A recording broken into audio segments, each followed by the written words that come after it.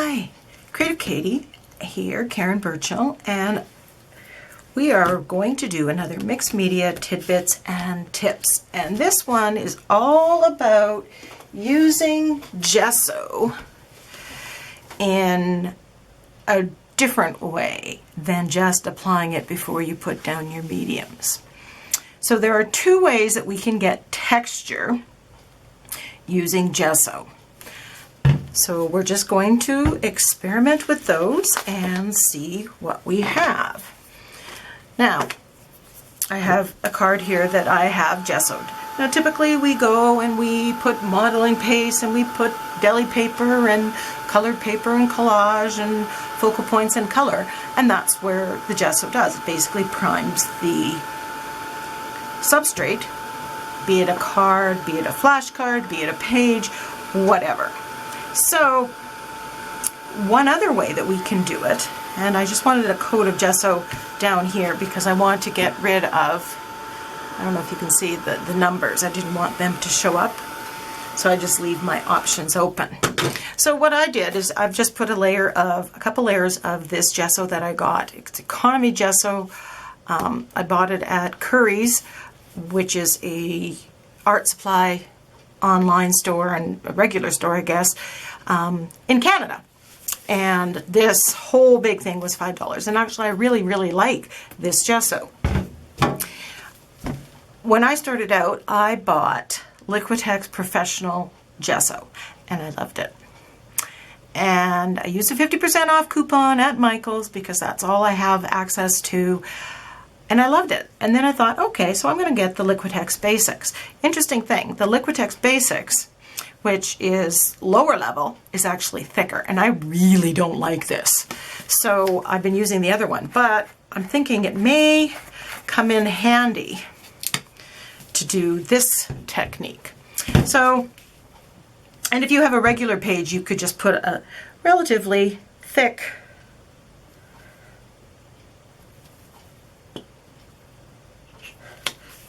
paste.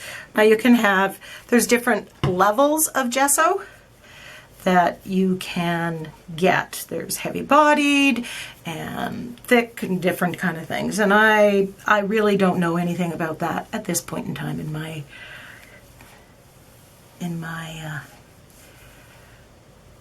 art. That's not something that I've really experimented with. So I'm just putting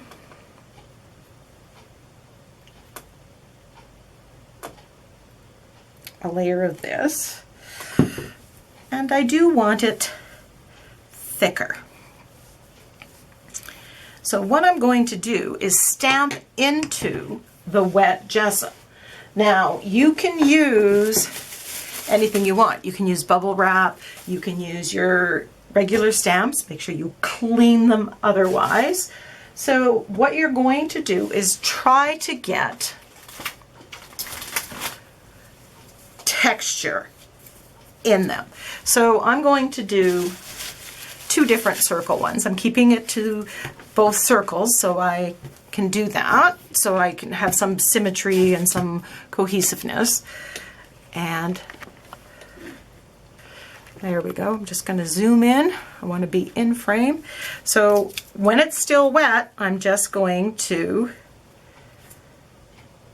press. Now I try not to move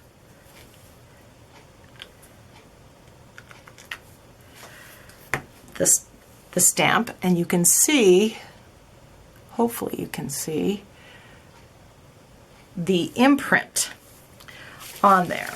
Now I'm just going to do the same. I'm going to grab a baby wipe. I should never clean my studio because inevitably I can't find anything. And just take a baby wipe and get rid of the gesso in there. You just don't want to do it. I wouldn't use that same with my script stamp or a very fine stamp. I'm just going to use bubble wrap as well.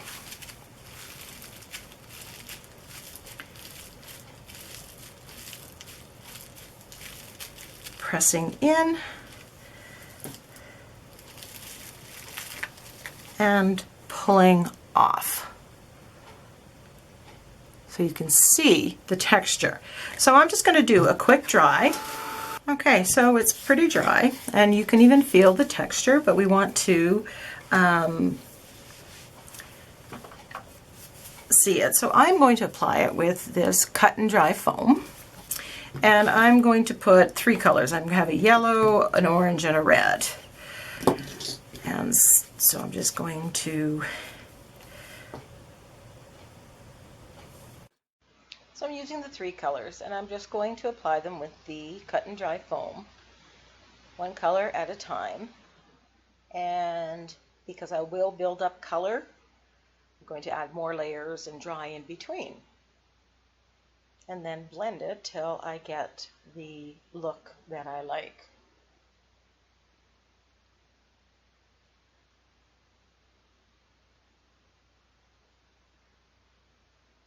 And you can see the texture there that's on the card. It's very subtle, but it's, again, unique to this particular technique. So just adding more color and building up depth of color and blending one into the other.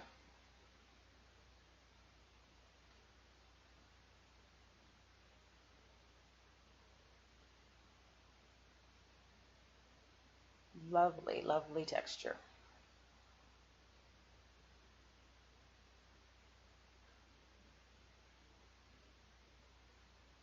And even though you've used the same colors, they have different shades and tones of it.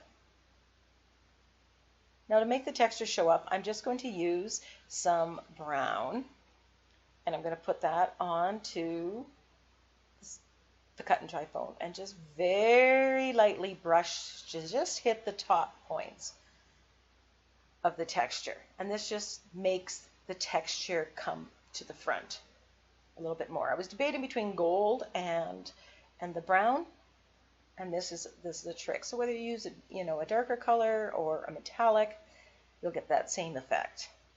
So here's my next card. I'm going to apply gesso through a stencil. So this is a Crafter's Workshop stencil, and I'm just going to position it how I want it to appear on the card. And I'm going to grab some tape and tape down the stencil just to make sure that it is held in place and I don't move it. It's just like insurance. Normally I would use my painter's tape, but I couldn't locate it, so I'm just using regular masking tape.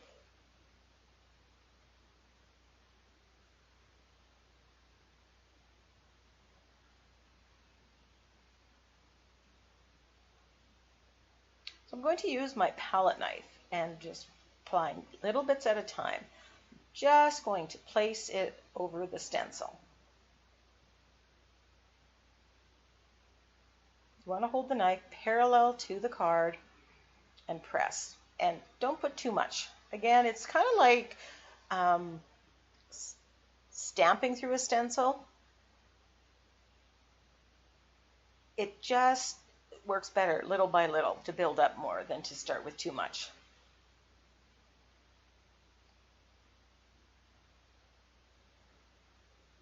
I'm just going to remove it.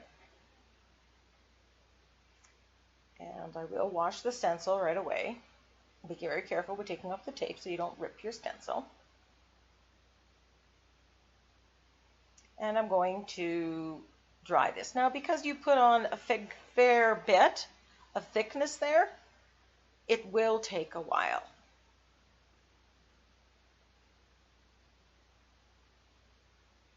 And I wasn't paying close enough attention at times, and it did bubble up. You can see there, I was just fading away. So instead of using just acrylics, I'm going to use my Inktense blocks to bring out the texture. So I'm just going to take them and I'm going to scribble them on to the high points in a bunch of blue tones. Blue, green? When I'm doing this, I have no idea what I'm going to do for the iCAD that's coming up. And I'm spraying it with water and activating it with my finger, just rubbing it in, getting it in the high spots and the low spots, and just blending the colors a bit.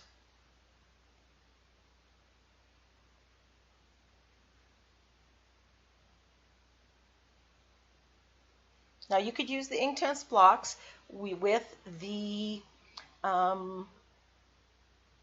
texture that we created on the other card as well. There's nothing special about the Inktense blocks here. I'm just showing that you can use lots of different mediums in lots of different ways. And in fact, we're going to get to other mediums on this. So just adding more and building up color. And you'll know when it's right for you. When you like it, that's when you stop. Getting a little bit of movement on the card. I am off screen. I am actually drawing as the liquid is moving around.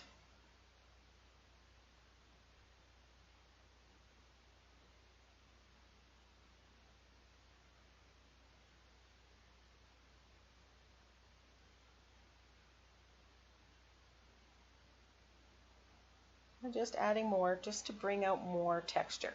And again, that's a personal choice. How much do you want to show?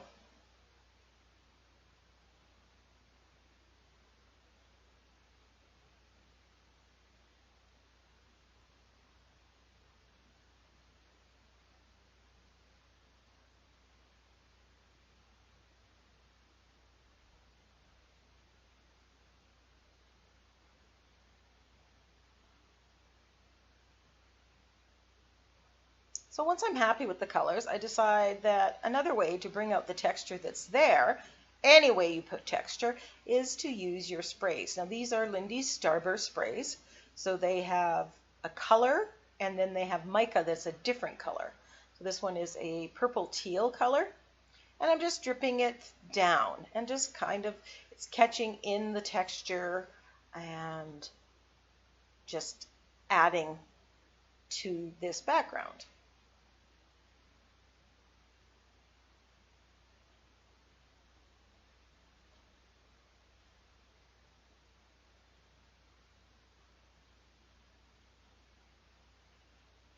Drawing in between. You can kind of see a little bit of that shimmer. The Starbursts have that lovely, lovely shimmer. It's just to die for. And then I'm going to drop more color in and amongst the texture, just so it catches in all those nooks and crannies that we've created. And you can spray a little water to get it to move a little bit more.